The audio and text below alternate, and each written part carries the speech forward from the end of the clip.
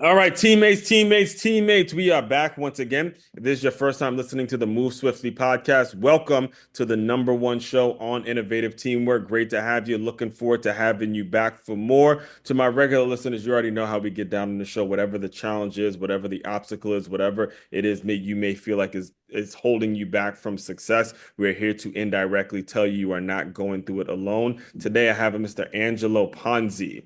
And let me tell you, when it comes to marketing, advertising, and really making sure you're making the right moves in your business strategically, you're not going to find anyone better. I mean, I've been tuning into your work all day, just making sure I know I educate myself. And as I'm educating myself for this episode, I found myself taking notes and making sure I'm doing things and really staying on top of our game. So all that being said, Angelo, welcome to the show.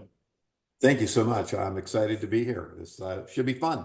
Yes, it'll be fun, man, especially seeing that, I'm born and raised in Maryland, but I do have a lot of love for the folks who are from New York, seeing that I had a lot of family there, went to school there, and there's just a lot of my mother lived in New York for a period of time. So I will never ever hear me say I'm a New Yorker, but I will tell you that I have a lot of respect for the people that come there, and there's a lot of love for the city. So, I bring that up because that's where you had told me you're originally from. So can you just kind of talk a little bit about your background, what you grew, like how you grew up, and some of the major things that you learned growing up before you dived into this career in advertising, which I'm sure is going to be a great conversation, seeing that it started in like 1989 for you, and I was born in 1989. So social media and Great. the internet, all this stuff going on. I am so excited to really dive into how you've seen things change over the period of the span of your career. So I'll give you the mic to kind of talk about that a little bit. Oh man, you just aged me. It's Um, a state of mind, my man. yeah, you know what? And that's absolutely true. What's interesting is I grew up in like I say, upstate New York, small town. A lot of my relatives lived in the city, so I spent a lot of time there. But it's interesting. I was actually working on a book, and my Hmm. dad was a plumber. And he grew up big family, Italian family, had to quit school in the ninth grade to go to work. He was Ah, the okay. oldest boy. Hmm. And so I watched his kind of evolution. And Yeah. there was a point in time, I remember him being in the living room, which is the room you're never supposed to go in as a kid and play. Hmm. And he had all these like TV trays, and he was studying. And ultimately, he was studying to become a master plumber, Well. which he did. And for the next, whatever it was, 40 or 50 years, he was a plumber, which Mhm. meant as a child of growing up in an Italian family, you went to work. I mean, from Yeah. My paper dad ran routes his or own he ran his own architectural company for years, man. And we would have to there'd be times, especially when he was setting up his office, we had to go help him set up the yep. office. And you would see like drawings. My house was filled with drawings and all that sorts of stuff. It's like you're bringing me back to that time. It's crazy. Well, so the book that I'm working on, and, Hmm. and and to answer your original question, is called Lessons Learned. Hmm. And I think about all the things that he had me do as a kid, Right. whether it was working in the plumbing business with him or telling me, how to act around customers or how to deal with customers. Actually, at the age of 12, he had me going out knocking on doors, collecting money. Now, I Yeah. was an introvert back then. And Yeah. so to do that was, you might as well just, Right. put me in a wherever. It was the scariest thing I think I ever did. Hmm. But ultimately, it allowed me to learn how to communicate with people Hmm. and to do things that were uncomfortable. And again, not to spend a lot of time there, but it was those early lessons. Now, whether they were meant to be lessons or whether they just happened, I Yes. took them later in life is those were important aspects that I brought forward into my life, coming from that era. I mean, I grew up small town, Hmm. the Italian section on the east side, so Right. below the tracks, Hmm. almost all the families were Italian. So you're right. And so I kind of grew up, having that kind of respect, and half of my family lived within a half a mile radius. Right. So they And were not only really that, but close. I want to make sure I emphasize a point to the listeners as well is fatherhood. All right, guys, and you guys have heard me talk about this over and over again. For you regular to listeners, if it's your first time here, you're going to hear me continuously re-emphasize this point because I teach at a school, and a lot of these kids are growing up without a father in the household, and you see the difference in them as they grow of like the discipline, the small things, and like you had just mentioned, you weren't even sure if he was trying to give you a lesson, but he was just doing what he had to do, and he was there doing his work. And ultimately, you took the lesson, and it obviously was something that you were able to apply in a positive way. You gotta be there, fathers. All right, fatherhood is huge. You have got to be there. I'm not saying anything negative about the mothers out there, but the fatherhood, it's huge. It's such a huge piece to miss as I continue to grow in this industry. I'm realizing how much my father being there was really such a benefit to benefit towards me. So I want to make sure I made that point as well. Yeah, and that's a wonderful, valid point. And Mhm. fast forward, I have three boys, Mhm. and Southern California, where I live, there's a lot of, I'll call it, wealth, and I've noticed in some families, the kid wants a new car, he gets a new car. Kid wants, he gets. My kids were like, "You want it? Get out and work." Get it So over I here. tried to carry that kind of the foundational work Mhm. that I had to do to them. That it Yeah. isn't there's no free lunch. Yeah. Sooner or later you're going to pay for it. But Mhm. I wanted them to be self-sufficient. I mean, I wish I could be around for forever. I know Yeah. I'm not, and so I want to make sure I instill Mhm. those kinds of lessons, if you will, so they Right. can take care of themselves. And Right. and that's one of the things I'm really proud of. They're very aggressive. They've gotten all their own jobs. I've never actually had to get them a job. There you go, And baby. so Yes. it's, yeah. So to your point on fatherhood, it is really important. And yes, mothers play a tremendous role. Right. And ironically, growing up, because my dad was always working, it was always my mom that was kind of the disciplinarian, right? I'm going to Yeah. say something you've heard. Hmm. Wait till your father gets home, right? Oh yeah. And he walks through the door Right. going, "Oh my Yeah. Yeah. God, what do I have? I Yeah. just worked all day. I really want to be disciplining this Right. kid, right?"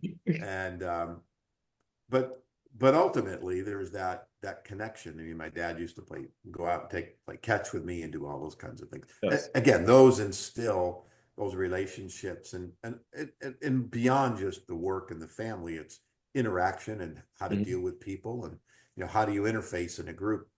I mean, Hmm. I was an introvert, I'll say, are really shy or frankly scared to death to get in front of crowds. Hmm. And I mean, right into my early 20s. Right. And I mean, I literally I was working at this company and as a director of marketing. I wasn't even director, I was probably marketing manager at the time.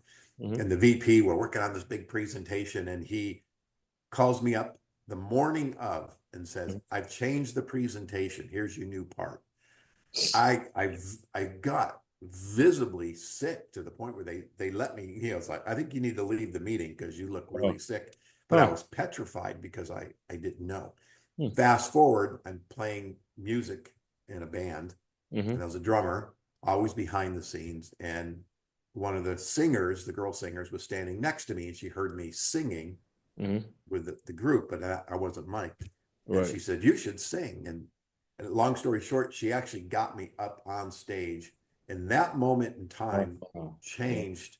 I mean, now you put me in front of a crowd, I can't wait to do it. I Yeah, I seek it saw that. out. Yeah, you mean I have a podcast that started like before podcasting was even a thing, if I'm not mistaken. Isn't when did you start the podcast you have?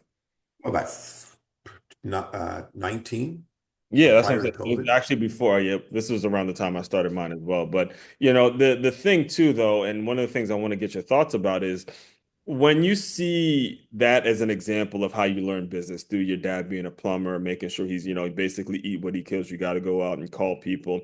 And it's time for you now to pick a career.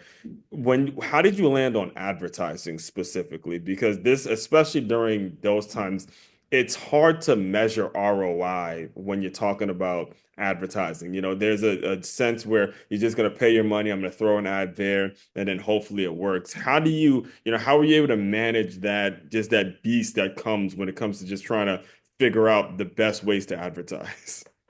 Uh, there's a saying, and I want to say it was David Ogilvy, one of Mhm. those guys, said, I know that 50% of my advertising is working. The problem is I don't know which 50%. 50%. And I and it don't really know. it That's good. yeah, but it really is. And I get asked this question all the time is how do you going to guarantee me? And my point is I can't guarantee. I can Mhm, guarantee that we'll do a good job. We'll go through the process, we'll get the right messaging and all those things. But I can't guarantee that it'll result in a sale because I don't control all of that. mhm.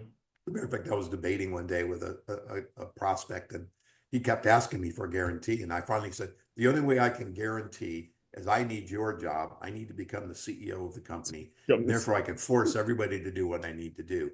Right. So, what I tell clients now when we're working on programs, and it is there's there's analytics, there's things we can follow. We need to set those metrics up front. Mhm, We're not guessing, that we both agree that these are the things we're going to judge our program on, and whether it's a shift in awareness or it's leads or mhm, it's new followers or whatever it happens to be, mhm. that we know going in what we're going to watch, as opposed to, hey, we're not getting traffic to our website. Well, the reality is we are, but they're leaving. So why are they leaving? Now we need to dig into that. Mhm. So I'm a data guy. You probably discovered that in looking at me and my site. To me, it's about the data. It's about how do you gather it, but more importantly, how do you interpret it? Mhm. Because data by itself does nothing unless you do something with it or you analyze it and take action. And there's a stat I like to use that 92% of all strategies fail due to poor implementation. Yes. So it isn't about having a good idea. It's about how do you How do you execute that implement? idea. And Right. that's where a lot of companies fall down. I mean, I, Mhm, I literally would spend months doing research and plans and mhm. building these growth plans. And then they hand it over to the junior marketing guy and, Just it never happens. right. The important thing to take away from that, especially nowadays, is metrics. Okay, guys, because nowadays we have something called vanity metrics where you can go on social media, you can get thousands and thousands of likes and thousands of followers and feel like you're making progress in your business. But what it's important to understand is those don't equal receipts. All right. The people that actually put their card information and pay for something, those are the metrics that you should be looking at and primarily focusing your attention on because we have all of these distractions. And myself having a sports background, I just I gotta hear the story about how, I guess it was through Action Sports was kind of your breakthrough client. I was reading an article about you where you said, there was an Action Sports client that was able to help you kind of see things a little differently. So I'll let you kind of explain that now.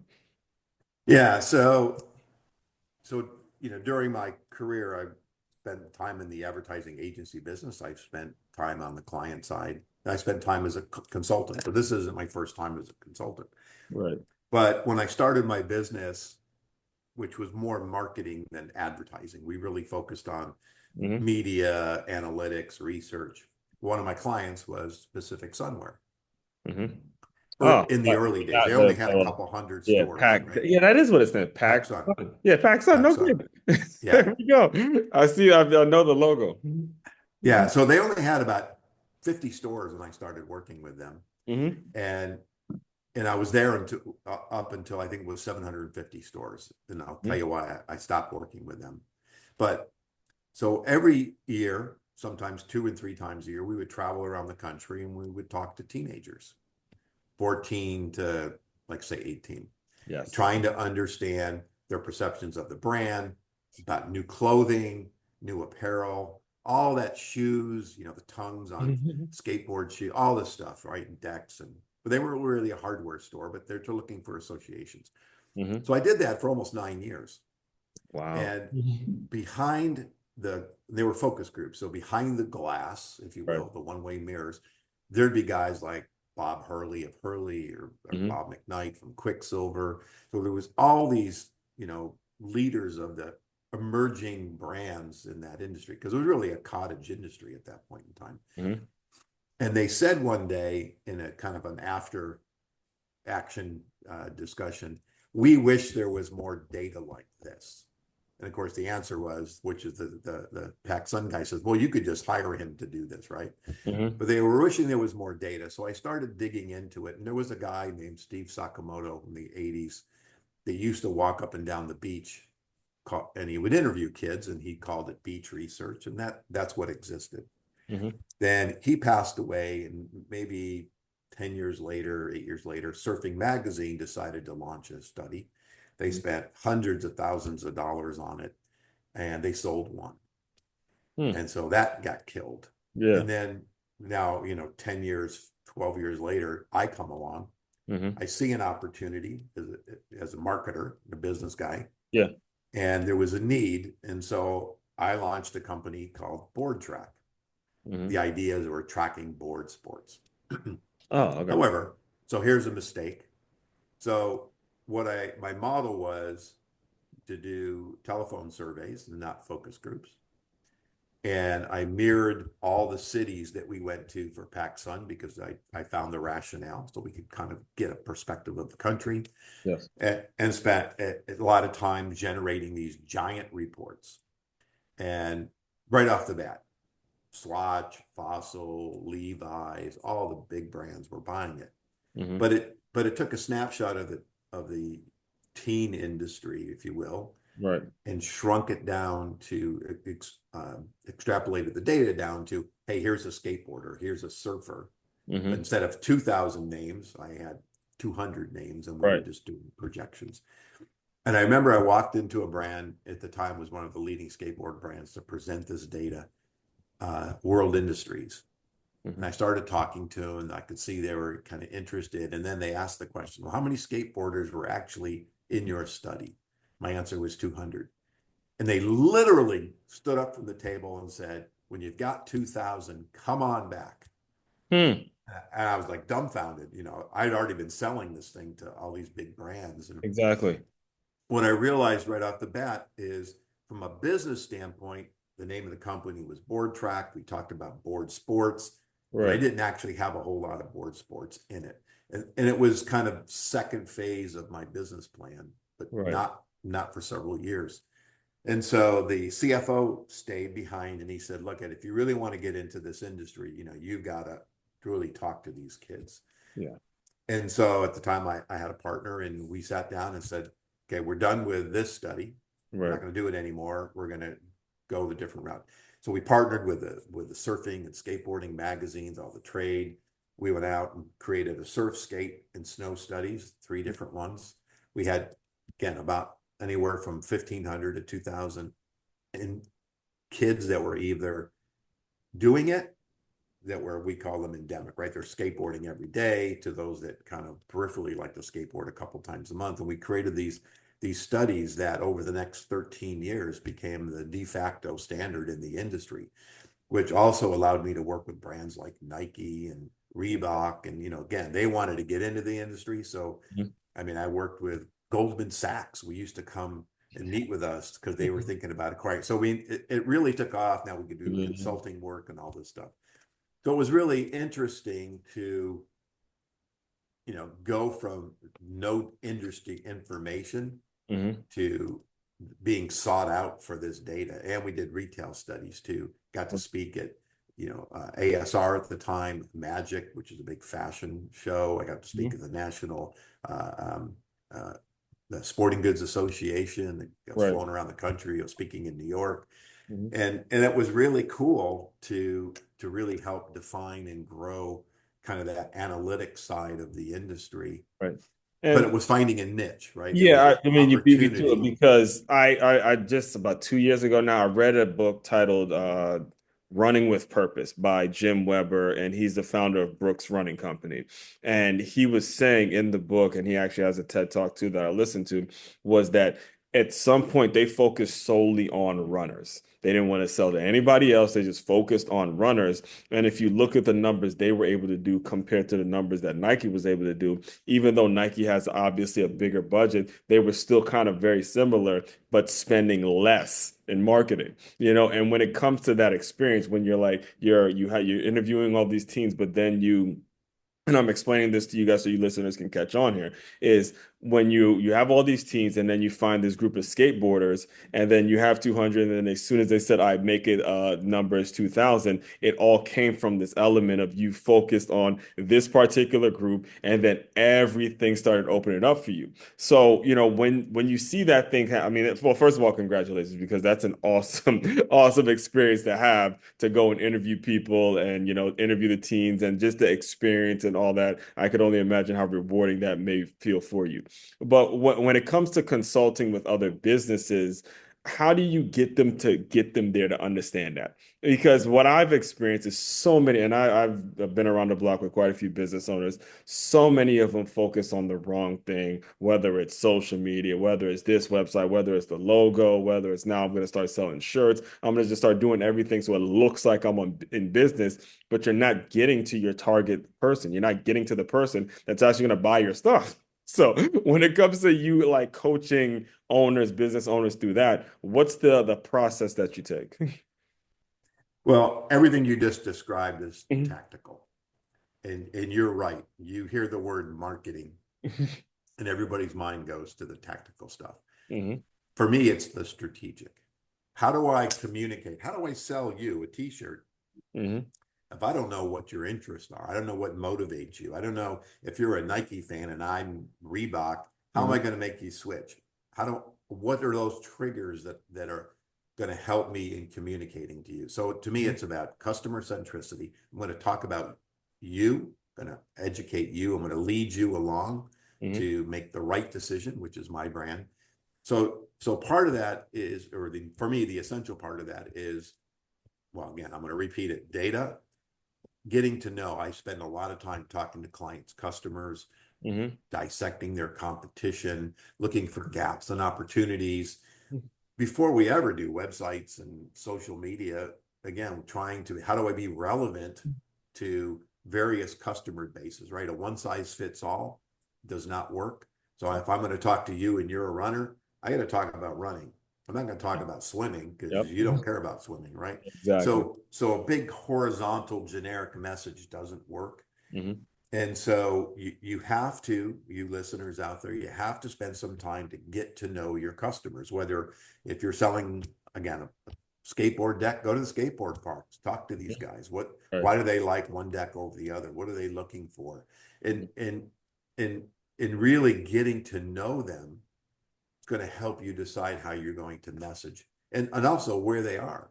I Yeah. mean, I tell clients, they go, we got to be on every social channel. And I go, why? You're selling manufacturing services. I can guarantee you the engineer that you need to sell to is not looking for you on TikTok. Is just Yeah. not going to be there.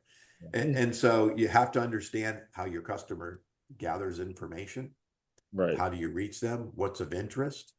Mhm. If you're targeting, I tell people, if I'm targeting a 60 plus year old, Mhm. well, I can get them with video, but they also like to read those kind of white papers and, Exactly. hands-on stuff. If I'm targeting somebody in their 30s or 20s, video is the way to go, right? Because there's that, you can make it a more of a better emotional connection, like we're doing here on video. Mhm. We can have an emotional connection with our audience. Right. And so again, understanding that, taking the time to do that due diligence, look at your analytics. Where are people coming from? I spend a lot of time, especially in the B2B world. How are they getting there? Well, they're getting there through blogs. Well, I have a prospect who says, we blog. You haven't blogged in 3 years. That's not blogging. There's no content, there's no SEO benefit there. Right. So you have to really understand what's driving people to your site, what's of interest. When they get there, what are you going to do with them? I jokingly say it's like a dog chasing a car. Mhm. Now what? He caught it. The same Exactly. thing. You got somebody to your site. What are you going to do with them? What are you gonna You're going to do? bore them to death, or you're going to lead them to a sale or a download or whatever you're going to on Yeah. their journey. And, And and so if they don't spend time Mhm. there, that's the mistake. If you're a restaurant owner, All right. what's your trading area, or how many people are staying in your community or leaving your community, right? If everybody's driving out of your community to go to work, maybe a breakfast day part is not something you need to do because there's nobody there to eat breakfast. So Yes. again, understanding the data. Yes, and all of this, a lot of it really boils down to mindset, folks. Mindset, and location. In fact, now that I'm thinking about it, I used to work at a company named Orange Theory, and Orange Theory, they're pretty big in Cali, but they're really huge out here in Florida.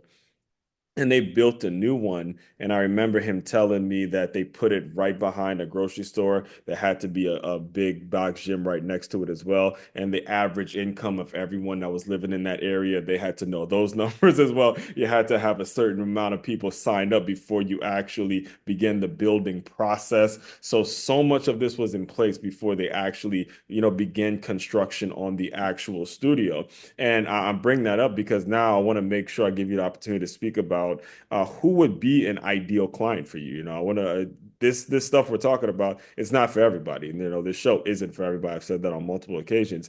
Who would be someone that you're willing to work with? That if you had to describe kind of your ideal client in case they're listening, who would that person be?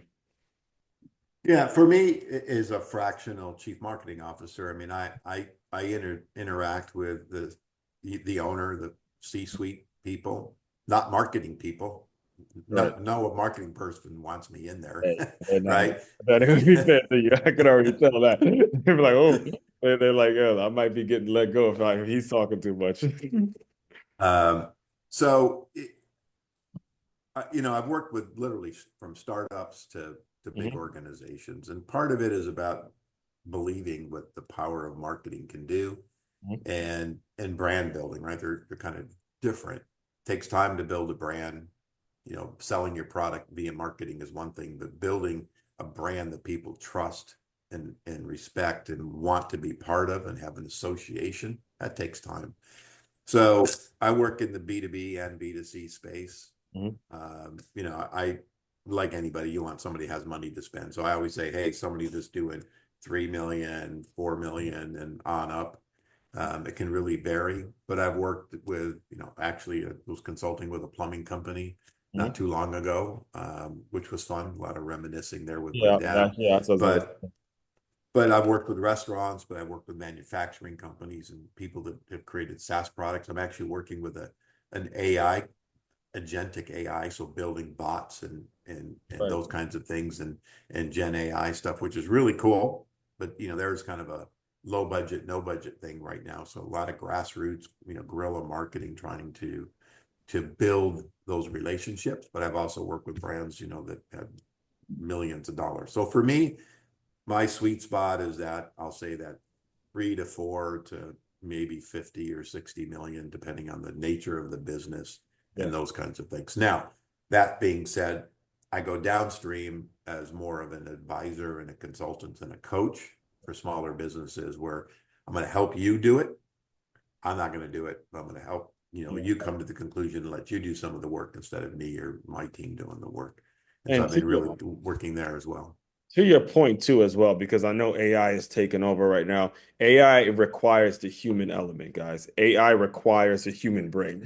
All right, I want to make sure because you had mentioned it, and it's a huge thing, and it's something that I myself this year have started adopting as well in my business.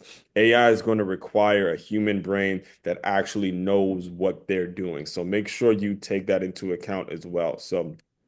All that being said, I want to be very respectful of your time. Can you just tell people about what's next, how they can get in touch with you if they want to hear more, and all that good stuff? Sure. The easiest way is LinkedIn, is to Mhm. connect with me there. And you can get to my website from LinkedIn, or you can go to my website, which is Craft, marketingandbranding.com.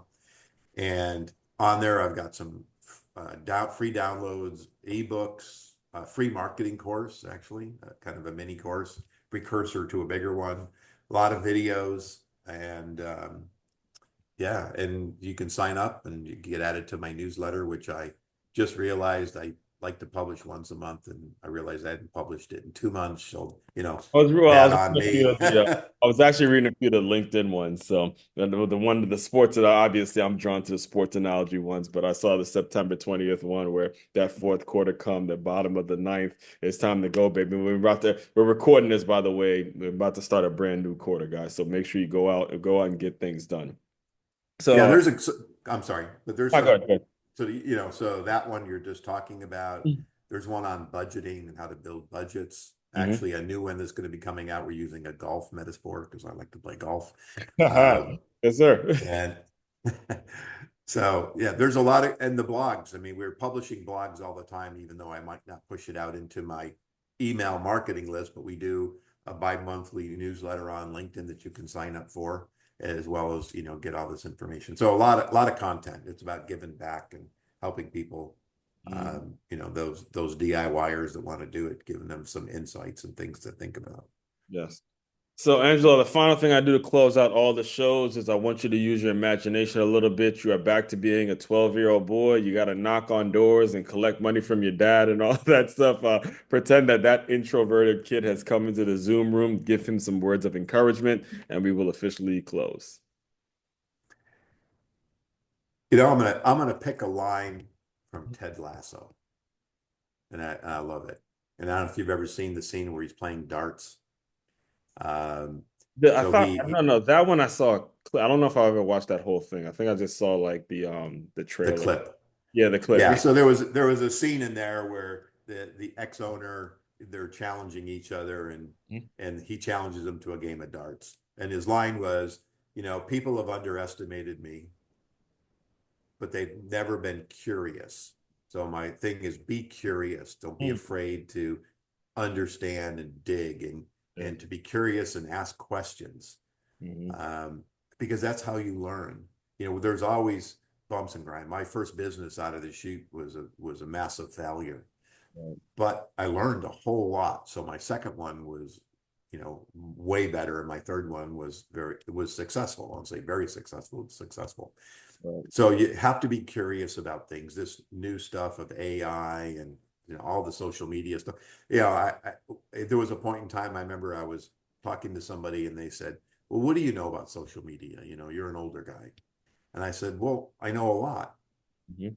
So then I said, "The heck with you." I actually went back to school, got a certificate in social media marketing and strategy.